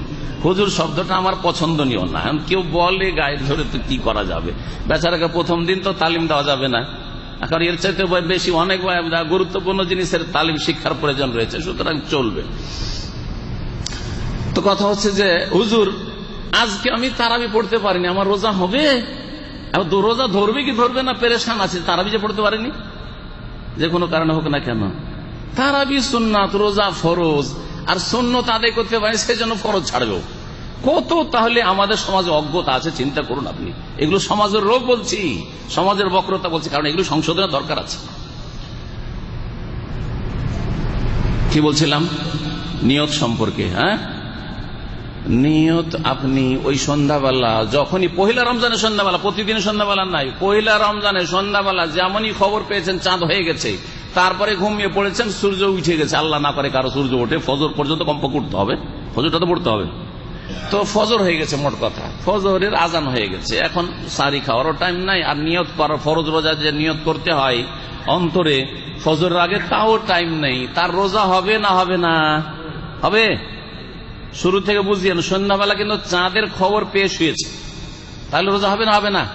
রোজা হবে, কারণ ও নিয়ত করেছে আজকে তো রোজা থাকবো, আজকে রোজা থাকবো। কিন্তু আর এক লোক চাঁদের খবর পায়নি, চাঁদ হবে কি হবে না এইরকম দ্বিধাদ্বন্দ্বে ছিল, হইতে পারে না হইতে পারে, আর ওই অবস্থায় ঘুমিয়ে গেছে। পরে রাত 10টার দিকে চাঁদের খবর এসেছে, হয় না হয় না এরকম? রাত 10টার দিকে খবর এসেছে, ও কিন্তু খবর রাখে না, আর রাত্রে জানতেই পারেনি। তার মানে রোজার নিয়ত করেছে না করেনি? করেনি ওই লোকটি রোজার নিয়ত। চাঁদের খবরটা যখন কনফার্ম হবে তখন নিয়ত করবে যে হ্যাঁ রোজা রাখতে হবে, তাহলে কিন্তু এখন দ্বিধাদ্বন্দ্বে আছে, ওই অবস্থায় তার ফজর হয়ে গেছে, রোজা হবে? রোজা হবে না। এই হচ্ছে হাদিসের অর্থ, মাল্লাম ইউজমা সিয়ামা ক্বাবলা আল ফজরে ফালা সিয়াম। কেউ যদি ফজর আগে রোজার সিয়ামের সংকল্প না করে তো ফালা সিয়াম আলহু, তার রোজা হয় না। এই হচ্ছে আবু দাউদের হাদিস। আমি যে বললাম যে সুন্নত নফলের ক্ষেত্রে দিনেও নিয়ত করা চলে, এটা এখন শুরু করব, কিন্তু তার আগে আর একটা কথা ভেঙে নি। আচ্ছা, প্রতিদিন যদি নিয়তের নবায়ন করেন এটা ভালো, এই মাসলা জেনে নেন। প্রথম রমজানে নিয়ত হয়ে গেছে যে গোটা রমজানে রোজা আছি, তারপরে প্রত্যেক রাতে সন্ধ্যাবেলা আপনাকে সংকল্প করতে হবে জরুরি নয়, বা সাহারির সময় সংকল্প করতে জরুরি নয়, যথেষ্ট ওই এক নিয়ত দিয়ে গোটা রমজান। কিন্তু প্রতিদিন আপনি সন্ধ্যাবেলা অথবা সাহারির সময়, সবচেয়ে ভালো যখন সাহারি খেতে যাচ্ছেন এই সময় বা পানি খাচ্ছেন ফজরের আগে, ওই সময় সংকল্প করলেন যে আজকের আমি রোজার নিয়ত করছি, কথাই নয়, সংকল্প অন্তরে, এটা সবচেয়ে ভালো। এক কথায় নিয়তের প্রতিদিন নবায়ন করা কি বলবো মুস্তাহাব, ভালো বলা যেতে পারে, কিন্তু জরুরি নয়। এক নিয়তে গোটা রমজানে রোজা রাখা যেতে পারে। নফল রোজা সম্পর্কে উম্মুল মুমিনিন আয়েশা রাদিয়াল্লাহু তাআলা আনহা বলছেন যে দাখালা আলাইয়া নবী সাল্লাল্লাহু আলাইহি ওয়াসাল্লাম যাতা ইয়াউমিন, একদিন আমার কাছে নবী করিম সাল্লাল্লাহু আলাইহি ওয়াসাল্লাম ঘরে প্রবেশ করলেন। নবী সাল্লাল্লাহু আলাইহি ওয়াসাল্লামের যেহেতু 9 বিবি ছিল একসাথে, তো একদিন তার ঘরে গেলেন দিনের সময় সকালবেলা। ফাকালা হাল ইনদাকুম শাই, তোমাদের বাড়িতে কিছু খাবার দাবার আছে? নবী করিম সাল্লাল্লাহু আলাইহি ওয়াসাল্লাম সকালবেলা একটা চক্কর দিতেন বিবিদের বাড়িগুলিতে, আর খোঁজ খবর নিয়ে নিতেন, আর বিকালবেলা আসর পরে একটা করে চক্কর দিতেন, প্রত্যেক স্ত্রীর কাছে কিছুক্ষণ একটু বসতেন, কথাবার্তা বলতেন, আর তারপরে সন্ধ্যা হয়ে গেলে, রাত হয়ে গেলে আর সকলের কাছে যেতেন না, বা একাধিক বিবির কাছে যেতেন না, যার পালা থাকতো তার ঘরে চলে যেতেন, এশার নামাজ পড়ে তার ঘরে চলে যেতেন। তো সকালবেলা গিয়েছেন নবী করিম সাল্লাল্লাহু আলাইহি ওয়াসাল্লাম যে খোঁজ খবর নেওয়া হবে, আর কিছু খাবার দাবার থাকলে, যার পালা ছিল, যে স্ত্রীর পালা ছিল তার বাড়িতে হয়তো খাবার দাবার নেই, তো যা একটু ঘুরে দেখি, তাদেরও খোঁজ খবর নিই, আর কারো বাসায় যদি কোনো খাবার থাকে তো একটু খেয়ে নিব, এই নিয়তে গেছে। ফাকাল হাল ইনদাকুম শাই, তোমাদের কাছে কিছু খাবার আছে? ফাকুলনা লা, মা আয়েশা বলছেন না, আমার বাড়িতে কোনো খাবার নেই, কিছুই নেই। সুবহানাল্লাহ, আপনাদের কারো এরকম বাসা আছে যে কোনো খাবার নেই? আছে কেউ? আজকাল কোন মুসলিম পাবেন যে সকালে নাস্তা করেছে, দুপুরের কোনো খাবার নেই, অথবা সন্ধ্যাবেলা কিছু খেয়েছে, তারপরে কালকে সকালে ছেলে মেয়ে কি খাবে কিছুই নেই তার কাছে, না টাকা যে তা দিয়ে কিনে খাবে, টাকা পয়সা না, তার বাড়িতে কোনো খাবার দাবার। এরকম কোন মুসলিম আছে কি? গরিব থেকে গরিব দেশে, বাংলাদেশে আছে? হ্যাঁ, নেই। তাহলে রাসূলুল্লাহ সাল্লাল্লাহু আলাইহি ওয়াসাল্লামের বিবিগণ কত কষ্টের জীবন কাটিয়েছে, অথচ তারা আমাদের চাইতে অনেক অনেক বেশি আল্লাহ পাকের শুকরিয়া আদায় করেছেন। এই সংকটে, এই অভাবে শুকরিয়া আদায় করেছেন। আমাদের চাইতে অনেক অনেক সুন্দর তারা ইবাদতবন্দি করেছেন। আল্লাহ পাক যেন আমাদেরকে ভালো ইবাদত করার তৌফিক দান করেন, শুকরিয়া আদায়ের তৌফিক দান করেন। আল্লাহুম্মা ইন্না আলা যিকরিকা ওয়া শুকরিকা ওয়া হুসনি ইবাদাতিক। আল্লাহ যেন বেশি বেশি শুকরিয়া আদায় করার তৌফিক দান। এই নিয়ামত সম্পর্কে যদি জিজ্ঞাসা করে নাই, কি জবাব দেবেন আপনি? চিন্তা করুন। বছরকে বছর খেলতে পারে আপনার ছেলে মেয়েরা, এই রকমের টাকা কড়ি আছে আর খাওয়া দাওয়ার ব্যবস্থা আছে। যারা গৃহস্থ মানুষ বছরের ফসল একবার, চিন্তা করুন। আর তারপরে গরিব ফকিরকে দিতে চাইছেন না। মা আয়েশা রাদিয়াল্লাহু আনহা, নবী সাল্লাল্লাহু আলাইহি ওয়াসাল্লামের জীবদ্দশায় শেষ যুগে বছরের খরচ বিবিদেরকে দিয়ে দিতেন। এমন নয় যে কিছু আসতো না, বছরের খরচ তাদেরকে দিয়ে দিতেন। তারপরেও তারা সব দান খেরাত করে দেয়। বিবিরাও, শুধু নবী নন, নবীর স্ত্রীরাও নবীর মতোই ছিলেন। আখলাকের দিক থেকে, দিনদারির দিক থেকে তাঁর অনুসরণ করতেন। শুধু বাহ্যিক তরিকাতে নয়, অন্তরের ক্ষেত্রে, ইখলাসের ক্ষেত্রে, কুরবানির ক্ষেত্রে, দান খায়রাতের ক্ষেত্রে, আল্লাহর সন্তুষ্টির জন্য অগ্রগামী হওয়ার ক্ষেত্রে নবী সাল্লাল্লাহু আলাইহি ওয়াসাল্লাম বিবিদেরকে এক বছর কানা ইউনফিকু আলা আহলিহি নাফাকাতা সানা, এক বছরের খরচ প্রত্যেক স্ত্রীকে দিয়ে দিতেন। আও কামা কালা সাহাবী রাদিয়াল্লাহু আনহু। কিন্তু তারা এক বছর ধরে ওই খাবার না খেয়ে তাড়াতাড়ি ডানে বামে সামনে পেছনে গরিব মিসকিনকে দান খেরাত করে আমি এক বছর ধরে জমিয়ে রাখবো, আর কারো বাড়িতে কোন লোকের, কোন মহিলার, কোন পুরুষের, কোন ইয়াতিমের আজকের খাবারটাও নেই, এক বেলার খাবার নেই, এটা হতে পারে না। সব দান করে দিতেন, দান করে দিয়ে অনাহারে থাকতেন। আর আমরা নিজেরা জমিয়ে রাখি, ছেলে মেয়েদের জন্য কুক্ষিগত করে, গরিব মিসকিন পাশে অনাহারে আছে, কোনো খোঁজ খবর নিয়ে নেয়। নবী সাল্লাল্লাহু আলাইহি ওয়াসাল্লাম একটি হাদিস রয়েছে, লাইসাল মুমিন আল্লাযী ইয়াশবা ওয়া জারুহু জায়ুন। সেই ব্যক্তি মুমিন হতে পারবে না যেই ব্যক্তি পেট পুরে খায়, তার ছেলে মেয়েরা পেট ভর্তি করে খায়, আর বড়ই তৃপ্তির সাথে খাই দায়, খুব ধুমধাম করে। ওয়া জারুহু জায়ুন, আর তার প্রতিবেশী ক্ষুধার্ত থাকে। আমার পাড়া প্রতিবেশী আশেপাশের লোক না খেয়ে থাকবে, খবর পাচ্ছেন আপনি যে অমুকের বাড়িতে খাবার দাওয়ার ব্যবস্থা নেই, আর আপনার ছেলে মেয়ে একেবারে মাছ গোস্ত খাচ্ছে, আর তাদের সবজির ব্যবস্থা নেই, দুটো শুকনো চাল ভাত খাবে তার ব্যবস্থা নেই। আপনি মুসলিম হতে পারবেন? ইসলাম শুধু দু চারটা ইবাদত বন্দেগীর নাম নয়, ইসলাম হচ্ছে পুরো লাইফের নাম। জীবনটাকে মুসলিম বানায়। তো আল্লাহ পাক যেন সার্বিক ক্ষেত্রে আমাদের মুসলিম হওয়ার তৌফিক দান করেন। বলছিলাম, নবী করিম সাল্লাল্লাহু আলাইহি ওয়াসাল্লাম বিবি বললেন যে ইয়া রাসূলুল্লাহ, বাড়িতে তো কিছু নেই। কালা ফাইননি এজান সায়েমুন, তাহলে আজকে আমি রোজা রেখে নিলাম। কি করলাম? আজকে রোজা। সকাল 9টা-10টার দিকে, এখনো বাসি পেট আছে। রাসূলুল্লাহ সাল্লাল্লাহু আলাইহি ওয়াসাল্লাম যদি কিছু খাবার পেতেন তো খেয়ে নিতেন, কিন্তু যখন দেখলেন যে আয়েশার বাড়ি তো নেই, আয়েশার বাড়িতে বেশি বেশি উপঢৌকনগুলি আসতো, কারণ নবী সাল্লাল্লাহু আলাইহি ওয়াসাল্লাম সবচেয়ে বেশি ভালোবাসতেন আয়েশাকে। তো সাহাবীরা বা সাহাবী মহিলারাও ভাবতেন যে যাকে নবী বেশি ভালোবাসে তার বাড়িতে বেশি গিফট করি, তাহলে বেশি খুশি হবেন। নবীকে বেশি খুশি করার জন্য এই কাজটা করতেন। হ্যাঁ, যেমন আমরাও প্রত্যেকেই আছেন এরকম, যে আপনাকে যদি ভালো খাওয়ানো হয় তাতে যত খুশি হবেন, তার চেয়ে বেশি খুশি হবেন আপনার ছেলে মেয়েকে ভালো খাওয়াই।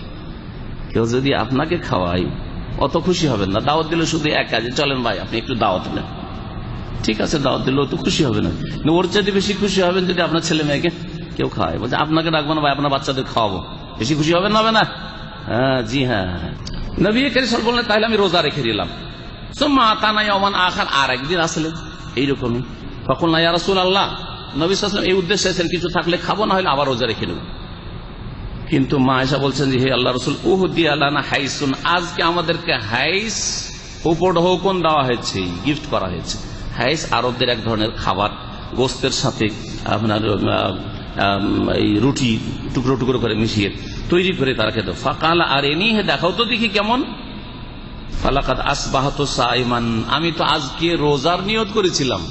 স্পষ্ট করে দিলেন, আজকে আমি সকালে কি করেছিলাম? আসবাহতু সাইমান, নফল রোজার নিয়ত করেছিলাম। জি। আকালা, তারপরে কি করলেন? খেয়ে ফেললেন। তারপরে কি করলেন? খেয়ে নিলেন। তাহলে দুটো মাসলা, নিয়ত আগে থেকে করেননি সুন্নত নফল রোজার, খাবার দাবার নেই, অথবা এমনিতে নিয়ত করে নিলে যে সকালবেলা মনে হলে আজকে রোজাটা রেখেই নি, সোমবার আছে, বৃহস্পতিবার আছে, রোজাটা রেখেই নি, তাহলে রোজা রাখা চলবে। সকালে দিনেও নিয়ত করতে পারবেন সুন্নত নফল রোজার। আর রোজার নিয়ত করে নিয়েছেন নফল রোজার, সুন্নত রোজার, আর তারপরে যদি কোনো খাবার চলে আসার মনটা চায় যে খেয়েই ফেলি, তো এইরকম রোজা ভঙ্গ করাও জায়েজ। কিন্তু ফরজ রোজা ভঙ্গ করা রমজানেও জায়েজ নয়, এই মাসলা তো সবারই জানা আছে, তাই না? শরীয়তে ওযর না থাকলে আর একটা মাসলা জেনে নেন, ফরজ রোজা যদি কাজাও হয় তাও ভঙ্গ করা যায় না। অনেকে এই ভুলটা করে।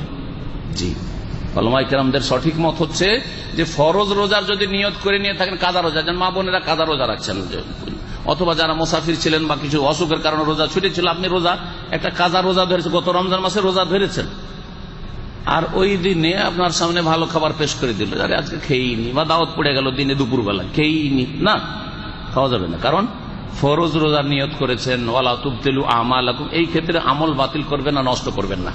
এই নিয়তের বিষয়টা তাহলে স্পষ্ট হয়েছে বিস্তারিত ভাবে রোজা সম্পর্কে।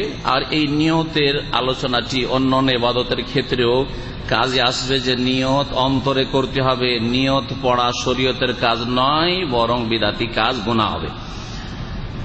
তারপরে আলোচনা করব রোজার আদব কায়দা সম্পর্কে। রোজার দুই রকমের আদব কায়দা রয়েছে, অর্থাৎ রোজার সাথে সম্পর্কিত কিছু শিষ্টাচার রয়েছে, শরীয়তের নীতিমালা রয়েছে। শরীয়তের নীতিমালাগুলি দুই ভাগে বিভক্ত, এক হচ্ছে ফরজ আর আরেক হচ্ছে মুস্তাহাব, সুন্নত। ফরজগুলি বলি, ফরজগুলিকে দুই দিক থেকে বলি। ফরজগুলির একটি হচ্ছে আল্লাহ পাক রব্বুল আলামিন রোজার অবস্থায় এবং অন্য সময় যেগুলি ফরজ করেছেন, ওই ফরজগুলিকে সুন্দরভাবে আদায় করা, সুরক্ষিত করা, ফরজগুলির হেফাজত করা, এটা ইতিবাচক আদব, ফরজ আদব। যেগুলি আল্লাহ ফরজ করেছেন সেগুলির কি করা, হেফাজত করা, সুরক্ষা করা, রোজার দিনেও অন্য মাসেও, যদি অন্য মাসের সেটা হয় তাহলে।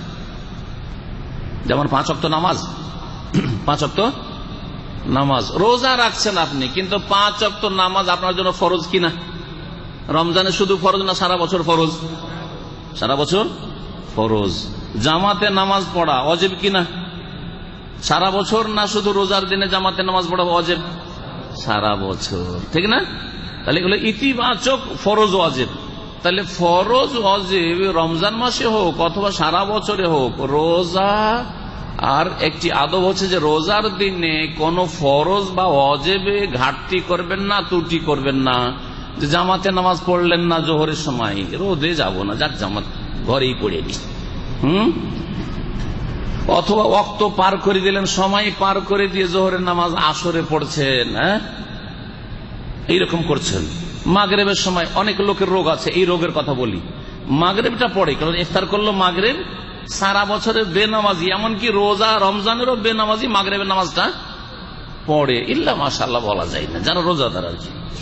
কিন্তু এশার নামাজে কিছু ভালো মানুষদের রোগ আছে, মাগরিব পড়ে শরীরটা ক্লান্ত হয়ে পড়ে, রোজার দিনে ইফতারি করে আর কিছু পানটানি খেয়ে শরীরটা কি হয়ে পড়ে, ক্লান্ত হয়ে পড়ে। ওই সময় যেই ব্যক্তি বিছানায় গেল তার এশা ছুটবে,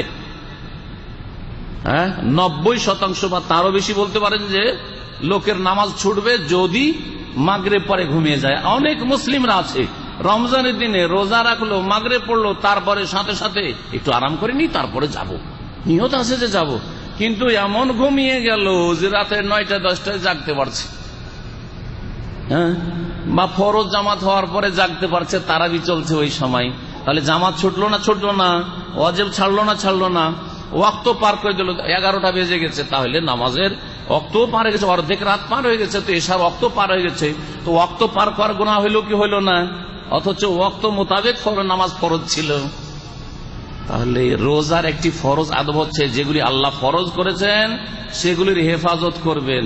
5 ওয়াক্ত নামাজ পড়ছেন, কিন্তু ফজরটা সাহারি খেয়ে রাত ওই 2টোর সময় অনেকে দোকানদার বা যারা বিভিন্ন কাজে আছেন ডিউটি থেকে আসলেন, আর খেয়ে দিয়ে আরে মেলা রাত আছে জাগবো কি করে, রাত 1টা-2টার সময় খেয়ে দিয়ে ঘুমিয়ে পড়লে, আরো তো 2 ঘন্টার টাইম আছে, বসে থাকবো ফজরের জন্য, শুয়ে পড়লেন আর সূর্য উঠিয়ে দিলেন, সূর্য ওঠার পরে ফজর পড়ছেন, টাইম পার করে। যদি ইচ্ছা করে এইরকম কেউ প্রতিদিন অভ্যাস বানিয়ে নেই, তাহলে ওই নামাজ হবে না কবুল।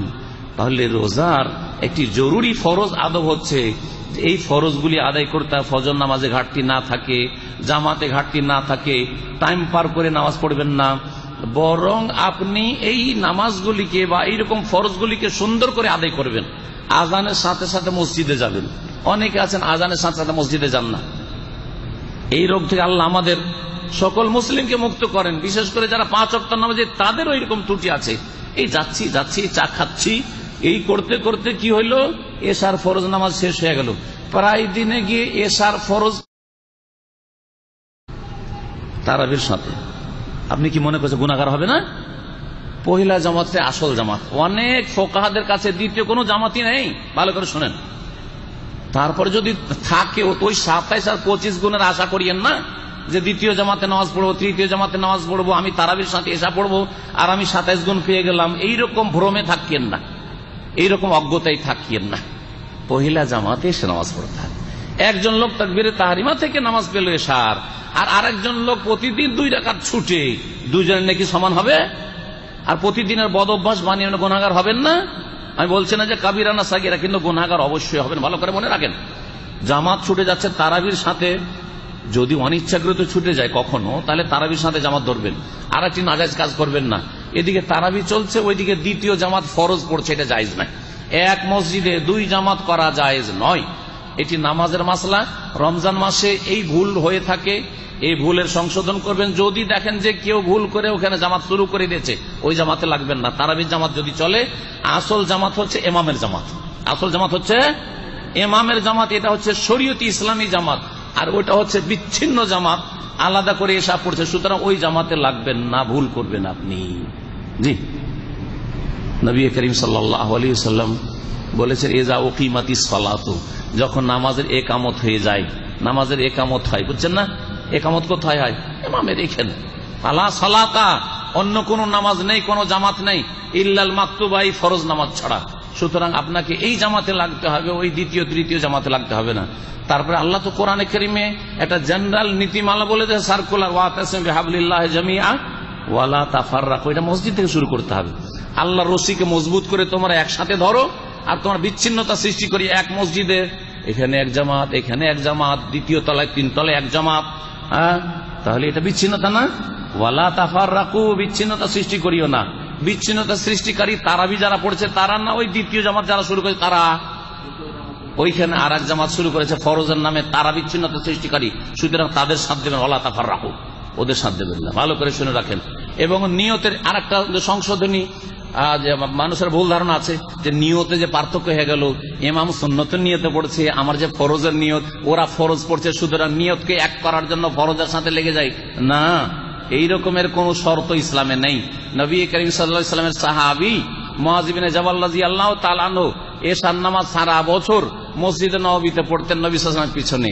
আর পড়ার পরে তার মহল্লার আত্মীয় স্বজনরা আর মহল্লার লোকেরা বলল যে আপনি তো আমাদের মধ্যে বেশি কোরআন জানেন, সুতরাং এক কাজ করেন, আপনি আমাদেরকে এশার নামাজটা পড়িয়ে দেন, তেলাওয়াতটা আপনার সুন্দর, আপনার পিছনে নামাজ পড়ব। একটু মসজিদে নববী থেকে দূরে ছিল মসজিদ, বানু সালমান মসজিদ। তো মুআয বিন জাবাল বললেন যে দেখো, তোমরা যখন এতই ধরছো আমাকে যে তোমাদের ইমামতি করতে হবে, কিন্তু আমি 1000 গুণের ওই ফজিলত ছাড়বো না, আর নবীর পিছনে নামাজ ছাড়বো না। আমি আগে নবী সাল্লাল্লাহু আলাইহি ওয়াসাল্লামের পিছনে এশা পড়ে আসবো, তোমরা অপেক্ষা করো, আর তারপরে এসে তোমাদেরকে জামাত করে নামাজ পড়াবো। পহিলা নামাজটি মুআয বিন জাবালের কোথায় ছিল? নবী করিম সাল্লাল্লাহু আলাইহি ওয়াসাল্লামের পেছনে, ওটা ছিল ফরজ। আর দ্বিতীয় নামাজে মুআয বিন জাবাল নফল পড়ছিলেন, সুন্নত না তারাবির মতো, কি নফল পড়ছিলেন। কারণ দ্বিতীয়বার এক নামাজ 2 বার ফরজ থাকে না, একবার ফরজ পড়া হয়ে গেছে মুক্তাদি হয়ে নবী সাল্লাল্লাহু আলাইহি ওয়াসাল্লামের পিছনে। তাহলে ইমামতি যখন করছেন তখন তার নামাজ হচ্ছে নফল নামাজ, আর মুক্তাদিরা ওই মহল্লার তারা ফরজ পড়ছিল। তো নফলের পিছনে যদি নবী সাল্লাল্লাহু আলাইহি ওয়াসাল্লামের আমলে ফরজ চলতে পারে, তো তারাবির পিছনে কেন আপনার ফরজ চলবে না? বুঝতে পারছেন এবারে? সুতরাং এইরকম ভুল ফতো আমাদের দেশে এক আলেমরা দেয় যে নিয়তের পার্থক্য হয়ে গেলে চলবে না, এটা ভুল কথা।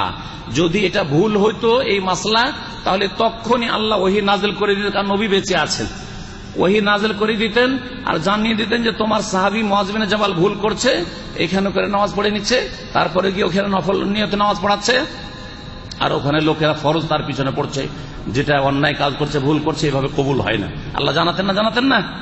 যখন জানাননি, তার মানে নবী সাল্লাল্লাহু আলাইহি ওয়াসাল্লাম স্বীকৃতি দিয়েছেন, আল্লাহ পাক অনুমোদন দিয়েছেন, আল্লাহ চুপ আছেন এই আমলের উপর। আল্লাহ তো জানছেন, আলেমুল গায়ব। তো আশা করি তাহলে রমজান মাসে এরকম ভুল করবেন না যে এক মসজিদে কয়েক জামাত বা যেগুলো অন্য জামাত চলছে সে জামাতে লাগবেন না। ফরজ নামাজে হাজির হওয়ার চেষ্টা করবেন। বাই চান্স কখনো যদি অনিচ্ছাকৃত দেরি হয়ে গেছে, আগেই শুরু হয়ে গেছে, হতে পারে অনেক সময় রাস্তাঘাটে ভিড় বাড়ে বা যে কোনো কারণে বাথরুমে লাইন আছে ইত্যাদি, হতে পারে শরীয়তে ওযর কিছু আছে, তা আগে থেকে একটু প্রস্তুতি নেবেন এই জন্য। যদি জামাত না পান আর তারাবি শুরু হয়ে গিয়ে থাকে তাহলে তারাবির সাথে আপনি এশার নিয়ত পড়ে নেবেন আর তারপরে বাকি তারাবিটা পড়বেন। ফরজ আদব বললাম একটি, যে ফরজগুলির হেফাজত করা রমজান মাসে, আর সবসময় ফরজগুলির হেফাজত করতে হবে। আর একটি আদব হচ্ছে রমজান মাসে আল্লাহ যেগুলি হারাম করেছেন, নাজায়েজ করেছেন, রাসূলুল্লাহ সাল্লাল্লাহু আলাইহি ওয়াসাল্লাম যেগুলি থেকে নিষেধ করেছেন, এগুলি থেকে রমজান মাসে রোজার সাথে সম্পর্কিত হোক আর না হোক ওই জিনিসগুলি, সেগুলি থেকে বেঁচে থাকবেন। রোজাকে আরবিতে কি বলে একটু আগে বললাম শুরুতে, কি বলে? সিয়াম। সিয়ামের শাব্দিক অর্থ জানেন? সিয়ামের শাব্দিক অর্থ হচ্ছে আল ইমসাক। সিয়াম মানে হচ্ছে ইমসাক, মানে বিরত থাকা। সিয়াম মানে হচ্ছে বিরত থাকা। তো কি থেকে বিরত থাকা? পানাহার থেকে। আর পানাহার ছাড়া স্ত্রী সহবাস এবং এর সাথে সাথে যেগুলি আরো রোজা ভঙ্গকারী বিষয় রয়েছে সেগুলি থেকে বিরত থাকা। এটা দিয়ে কি হবে? আপনার রোজাটা শুদ্ধ হবে, ঠিক না? এটা রোজা দিয়ে কি হবে? শুদ্ধ হবে। ফরজটা আদায় হইল, আপনার শুদ্ধ হইল। রোজা ভঙ্গকারী বিষয় থেকে আপনি বিরত থাকলেন, এর নাম হচ্ছে রোজা। কখন থেকে? আপনার ফজর হওয়া থেকে শুরু করে সূর্য ডুবা পর্যন্ত। সুম্মা আতিমুস সিয়ামা ইলাল লাইল। আল্লাহ কোরআনে কারিমে বলেছেন তোমরা রোজাকে সম্পূর্ণ করো রাত আসা পর্যন্ত, মানে সূর্য অস্তমিত হওয়া পর্যন্ত। এই এক হচ্ছে বিরত থাকা। আর একটা বিরত থাকা শুধু পানাহার থেকে আর আপনার কাম বাসনা থেকে, কামভাব থেকে, এসব থেকে বিরত থাকা নয়। আর রোজা ভঙ্গকারী কাজ থেকে শুধু বিরত থাকা নয়, বরং যে কোনো আল্লাহর অসন্তুষ্টির কাজ থেকে বিরত থাকা হচ্ছে রোজার পূর্ণতা। রোজার পূর্ণতা। সুতরাং আল্লাহ যেগুলিতে নারাজ হন, আল্লাহ যেসব নিষেধ করেছেন, তার রাসূল সাল্লাল্লাহু আলাইহি ওয়াসাল্লাম যেগুলি নিষেধ করেছে, সেগুলি থেকে বেঁচে না থাকলে রোজা দুর্বল হয়ে যাবে, কমজোর হয়ে যাবে, কোনো কাজের থাকবে না। এই রোজা দিয়ে আপনার দুনিয়া আখিরাতের তেমন কোনো কল্যাণ হাসিল হবে না। কোন রকম হয়তো ফরজটা আদায় হলো, কোন রকম ফরজটা আদায় হলো, শুধু ফরজ আদায় করবেন।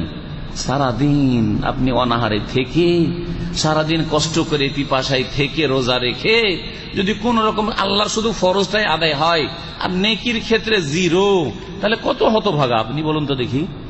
এই জন্য সালাফরা বলেছেন যে যখন রোজা রাখবে যেন তোমার পেট শুধু রোজা না রাখে, তোমার লজ্জা স্থান যেন রোজা না রাখে, বরং তোমার প্রত্যেকটি অঙ্গ প্রত্যঙ্গ যেন রোজা রাখে, পাপাচার থেকে বিরত থাকার মাধ্যমে।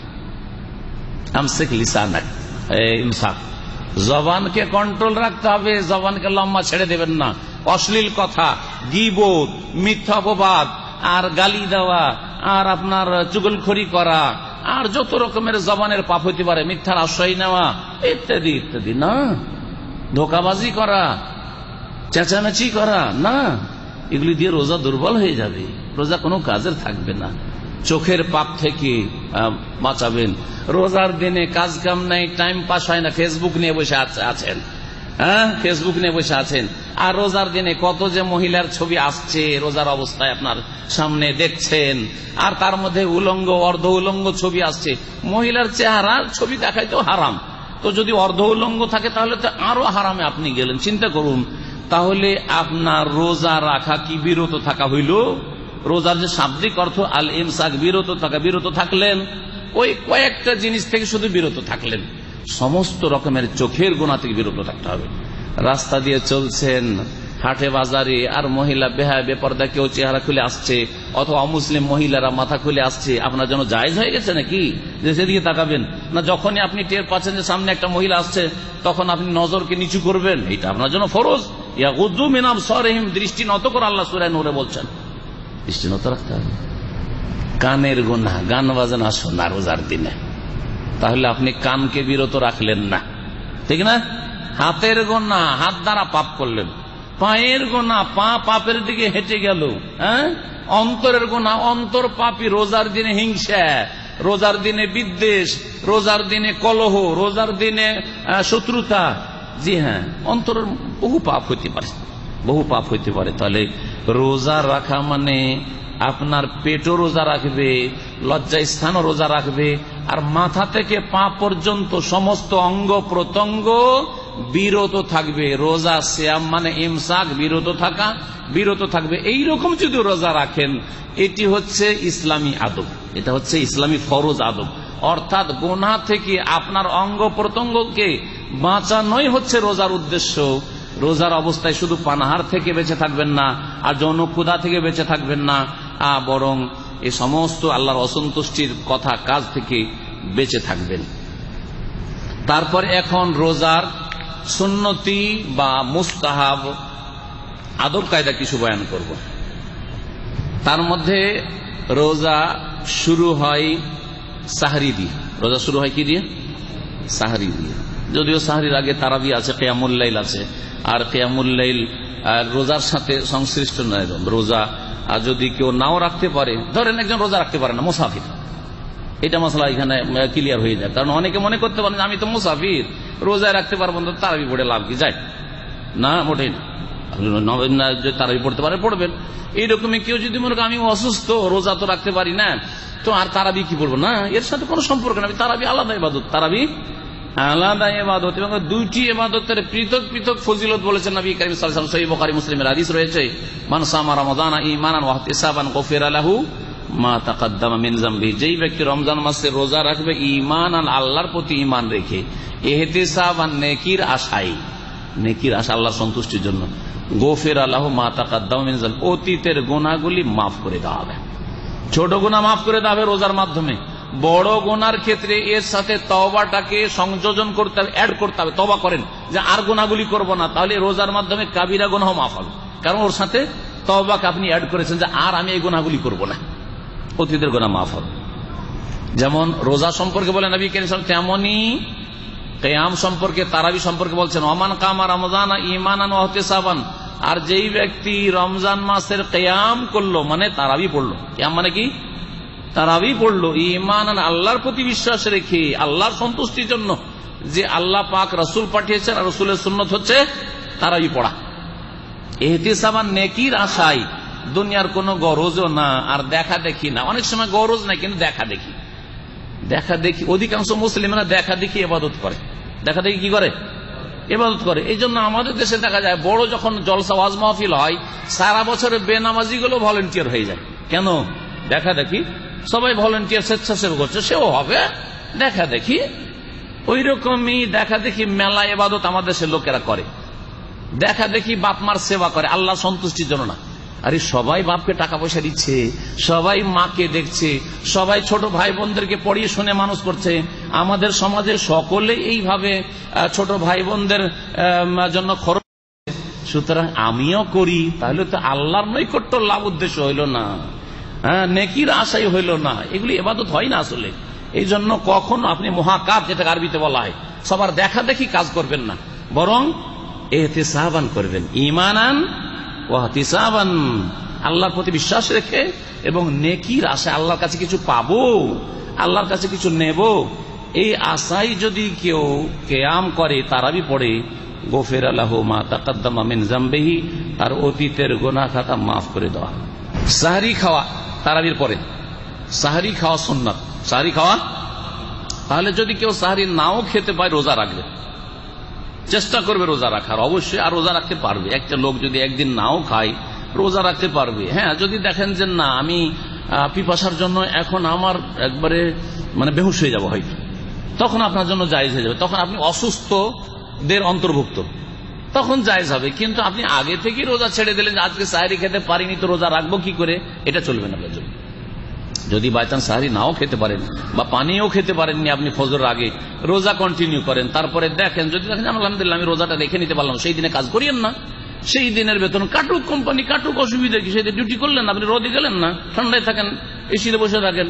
আর তারপরে যদি দেখেন যেন তাতেও পারছি না, এখন আমার বেহুশ হয়ে যাওয়ার ভয় আছে, পড়ে যাওয়ার ভয় আছে, হ্যাঁ, বা সুগার আমার লো হয়ে গেছে এমন যে এখন ক্ষতি হয়ে যাবে বড় ধরনের, তাহলে তখন আপনি রোজা ছেড়ে দেন, তখন আপনি মারিদ, পীড়িত, অসুস্থ। তখন আপনি আল্লাহ বলছেন ফামান কানা মিনকুম মারিদান আও আলা সাফারিন ফাইদ্দাতুম মিন আইয়ামিন উখার, তোমাদের কেউ যদি অসুস্থ থাকে অথবা সফরে থাকে তাহলে এই রোজা অন্য সময় পুরা করে নিবে। আপনি ওই রকম তখন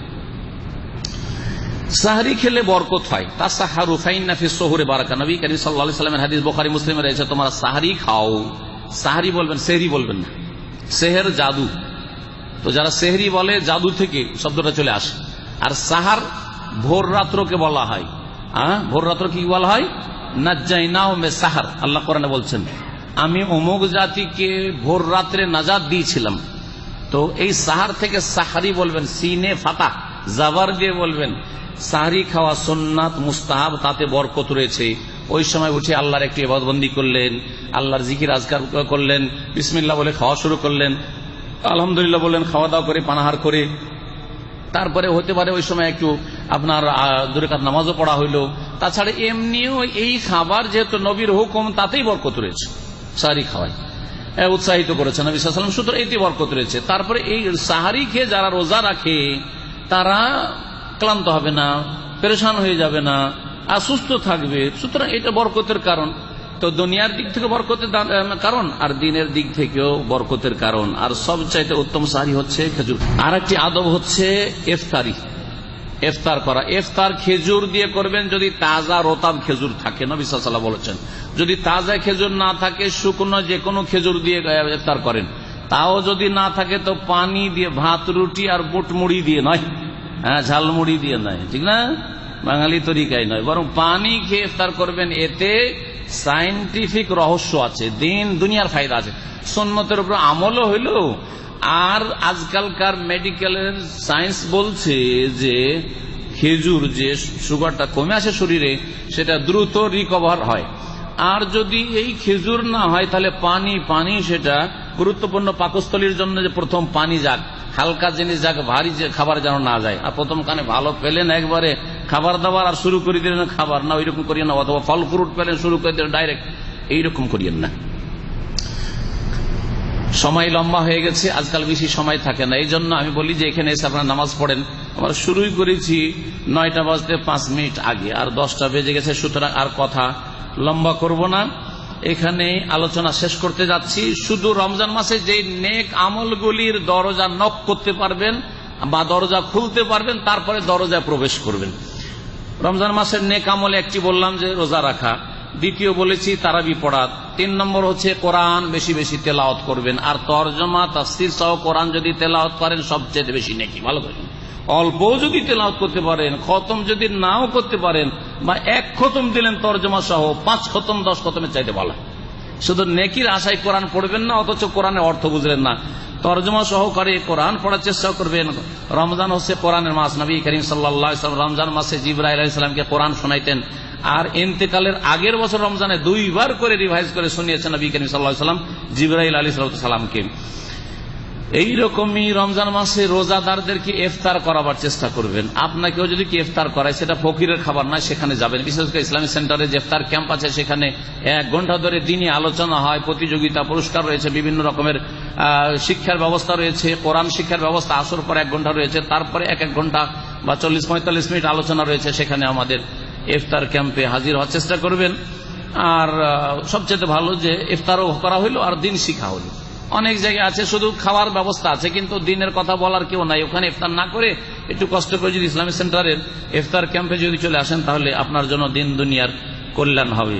রমজান মাসে বেশি বেশি দান খায়রাত করা, শুধু যাকাত না, বেশি বেশি দান খায়রাত করা ভালো কাজ। নবী সাল্লাল্লাহু আলাইহি ওয়াসাল্লাম করতেন বেশি বেশি দান। আর রমজান মাসে উমরা করলে হজের সওয়াব পাওয়া যায়, এই মর্মে হাদিস রয়েছে। রমজান মাসের শেষ দিকে ইতিকাফ রয়েছে, শেষ 10 দিনে সুন্নাত। রমজান মাসের শেষ 10 দিনে লাইলাতুল কদর রয়েছে, তাতে মেহনত পরিশ্রম করবেন। রমজান মাসে এইরকমই রমজান মাসের সমাপ্তিতে আপনি দুয়া এবং ইস্তেগফার বেশি বেশি করবেন। গোটা মাস দোয়া, রোজার অবস্থায় দোয়া কবুল হয়। আর শেষ দিকে আপনি তওবা ইস্তেগফার করে ভুল ভ্রান্তি যা হইল রমজানে, তাতে থেকে মুক্ত হন। আর আগে থেকে যে ভুল ভ্রান্তি আছে তার জন্য এখন থেকে তওবা করে সংশোধন করে রমজানের অভ্যর্থনা জানান, রমজানের সম্মান প্রদর্শন করেন একজন মুসলিম হিসাবে। রমজান মাসের একেবারে সমাপ্তিতে যখন শাওয়ালের চাঁদ উঠে যাবে, তখন যাকাতুল ফিতরের ইবাদতের মাধ্যমে রোজার মধ্যে যেসব ঘাটতি ত্রুটি হয়েছে সেগুলি থেকে মুক্ত হওয়ার চেষ্টা করবেন। এখানে সংক্ষেপে আমার আলোচনা শেষ করলাম। আল্লাহ পাক রব্বুল আলামিন যেন আপনাদের সকলকে তার সন্তুষ্টির জন্য কবুল করেন, আল্লাহ যেন জান্নাতে হিসাবে কবুল করেন, ঈমানের ওপর, নেক আমলের ওপর, ফরজ অজেবের ওপর অটলতা দান করেন, হারাম নাজায়েজ থেকে আমাকে আপনাদের সকলকে বেঁচে থাকার তৌফিক দান করেন। আল্লাহ আমাদের সকলকে জান্নাতুল ফিরদৌস দান করেন। আল্লাহ আমাদের সকলকে বালা মুসিবত ব্যাধি মুক্ত রাখেন, রোগ মুক্ত রাখেন। যেসব ভাই বোনরা এখানে বিশেষ করে হাজির হয়েছেন তাদের জন্য দোয়া করি, আল্লাহ পাক তাদের যেন সুস্থতার সাথে রাখেন। যারা অসুস্থ রয়েছেন তাদের শিফাপূর্ণ দান করেন। যারা বালা মুসিবতে রয়েছেন বালা মুসিবত দূর করে দেন, টেনশন দূর করে দেন। যারা অসৎ হয়ে রয়েছেন, এখনো পাপের জীবনে রয়েছেন, তাদেরকে আল্লাহ সংশোধন করে তার সন্তুষ্টির দিকে জান্নাতের পথে ফিরে আসার তৌফিক দান করেন। যাদের মধ্যে শিরক বিদআতের আগাছা রয়েছে, আল্লাহ পাক শিরক বিদআত মুক্ত হওয়ার জন্য আল্লাহ পাক তৌফিক দান করেন, তাওহীদ সুন্নতের অনুসরণে তৌফিক দান করেন। আল্লাহ পাক রব্বুল আলামিন আমাদের দুনিয়া আখিরাত সার্বিক কল্যাণ দান করেন। রব্বানা আতিনা ফিদ দুনিয়া হাসানাহ ওয়া ফিল আখিরাতি হাসানাহ ওয়া কিনা আযাবান নার। রব্বানা যালামনা আনফুসানা ওয়া ইল্লাম তাগফির লানা ওয়া তারহামনা লানাকুনান্না মিনাল খাসিরিন। সুবহানা রাব্বিকা রাব্বিল ইজ্জাতি আম্মা ইয়াসিফুন ওয়া সালামুন আলাল মুরসালিন ওয়াল হামদুলিল্লাহি রাব্বিল আলামিন।